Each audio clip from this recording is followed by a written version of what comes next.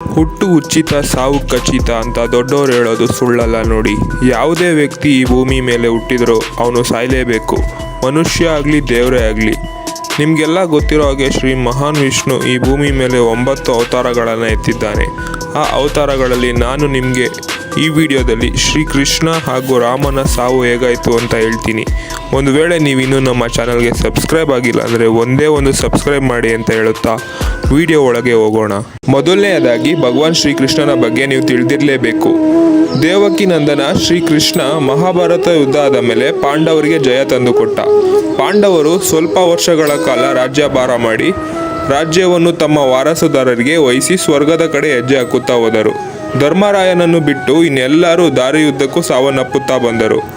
ಕೊನೆಗೆ ಧರ್ಮರಾಯನು ಪ್ರಾಣ ಬಿಟ್ಟ. ಅಶ್ವತ್ಥಾಮನ ಸಾವಿನ ಬಗ್ಗೆ ಸುಳ್ಳು ಮಾಹಿತಿ ನೀಡಿದ್ದರಿಂದ ಸ್ವಲ್ಪ ಕಾಲ ನರಕದಲ್ಲಿದ್ದು ನಂತರ ಸ್ವರ್ಗ ಪ್ರಾಪ್ತ ಮಾಡಿಕೊಂಡ.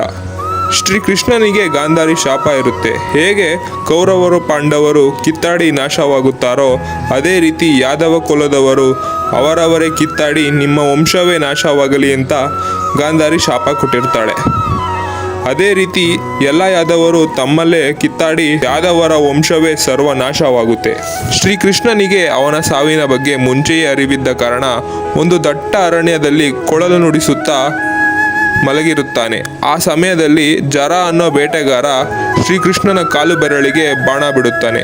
ಅಲ್ಲಿಯೇ ಶ್ರೀಕೃಷ್ಣನ ಅಂತ್ಯವಾಗುತ್ತೆ.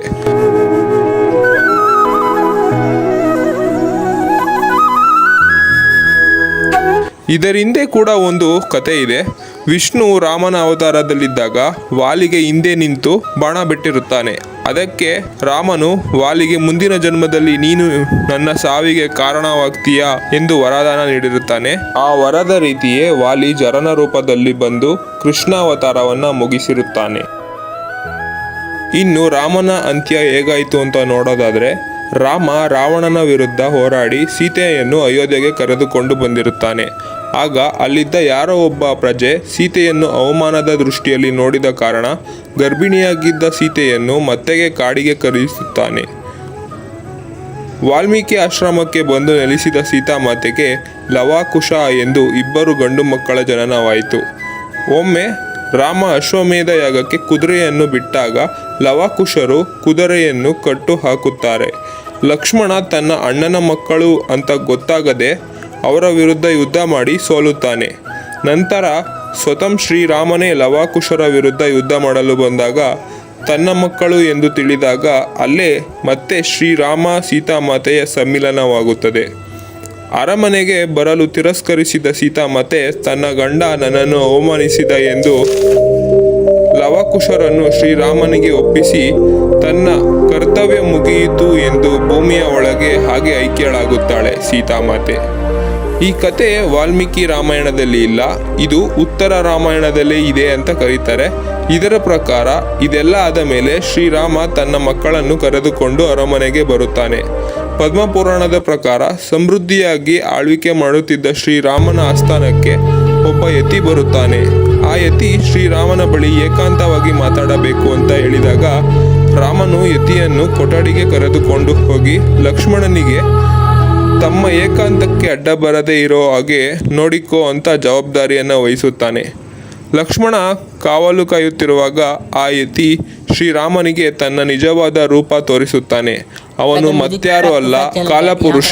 ಶ್ರೀರಾಮ ಭೂಮಿಗೆ ಬಂದ ಕಾರ್ಯ ಮುಗಿಯಿತು ಎಂದು ತಿಳಿಸಲು ಬಂದಿರುತ್ತಾನೆ. ಅದೇ ಸಮಯದಲ್ಲಿ ದುರ್ವಾಸ ಅರಮನೆಗೆ ಬರುತ್ತಾರೆ. ರಾಮನನ್ನು ಈ ಕ್ಷಣವೇ ನೋಡಬೇಕು ಎಂದಾಗ ಲಕ್ಷ್ಮಣ ನಿರಾಕರಿಸುತ್ತಾನೆ. ಅದಕ್ಕೆ ದುರ್ವಾಸ ರಾಮನಿಗೆ ಶಾಪ ಕೊಡುವುದಾಗಿ ಹೇಳಿದಾಗ ತನ್ನಿಂದ ರಾಮನಿಗೆ ಯಾವ ಕೆಡುಕಾಗಬಾರದೆಂದು ಭಾವಿಸಿ ರಾಮ ಮತ್ತು ಕಾಲಪುರುಷನ ಏಕಾಂತವನ್ನು ಅಡ್ಡಿ ಮಾಡುತ್ತಾನೆ. ಆಗಿನ ಕಾಲದಲ್ಲಿ ಯಾರು ರಾಜನ ಆಜ್ಞೆಯನ್ನು ಮೀರುತ್ತಾರೋ ಅವರಿಗೆ ಮರಣದಂಡನೆಯನ್ನು ನೀಡಲಾಗುತ್ತಿತ್ತು. ಆದರೆ ತನ್ನ ಸ್ವಂತ ತಮ್ಮನಿಗೆ ರಾಮ ಹೇಗೆ ತಾನೇ ಮರಣದಂಡನೆ ನೀಡುತ್ತಾನೆ?